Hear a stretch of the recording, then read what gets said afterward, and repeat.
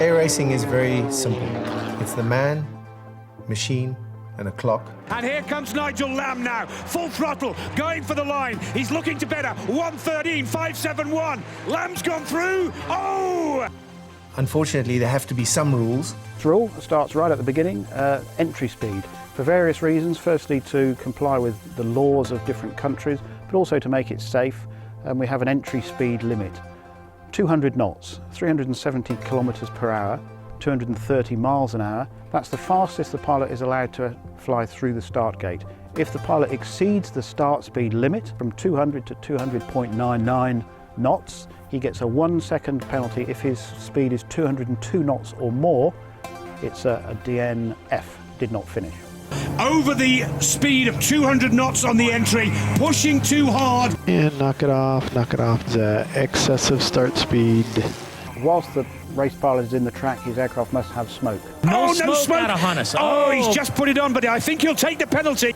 The next penalty is passing through an air gate. The rules say you must be in the top 40% of the gate. What you have to do is not be below the band here, because that's too low and you'll be disqualified.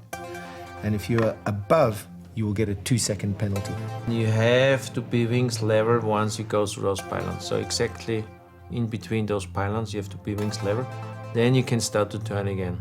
Passing through a gate, your wings must be level, but you're allowed a 10-degree left or 10-degree right tolerance on that. So if you're within 10 degrees of wings level, passing through a gate, that's no penalty.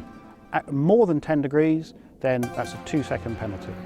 In the gates where there's a vertical turning maneuver, you are not allowed to have your head climbing before you pass through the gate. So there must be no identifiable climb or identifiable descent. Which is like, for example, like this and go around. Because you're just faster. You're twice faster because one's in that direction and also in the other direction. So you definitely have to wait till you are through the gate and then you can start to climb.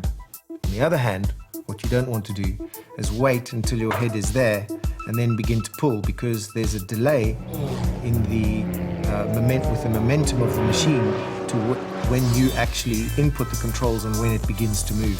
So what you really want to do is get the moment right and begin pulling just before the gate, but have your head staying level as you pass through the gate. And there's a lot of time to be gained or lost if you get that right or wrong.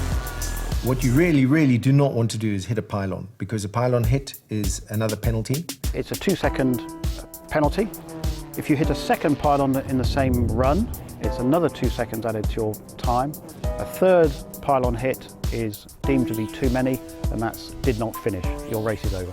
Oh, it's gone! Pete McLeod! First thing is the race director does not want to disqualify anybody. We're really hoping not to disqualify people. But there are 4 things that could result in disqualification. Firstly, crowd line. Flying too close to the crowd line. It's a safety issue, so if the pilot flies too close to the spectators, disqualification. Peter has flown outside the flight zone. We had a outside the crowd line box for after gate 4.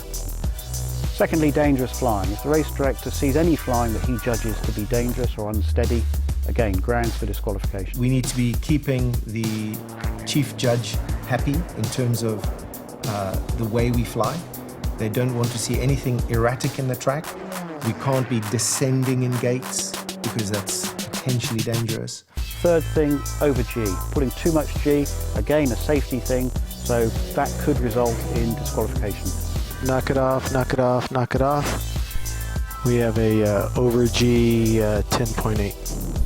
Fourth and final thing, underweight. Maybe a little bit more contentious, but if the aircraft is deemed to be under its minimum race weight, again, disqualification.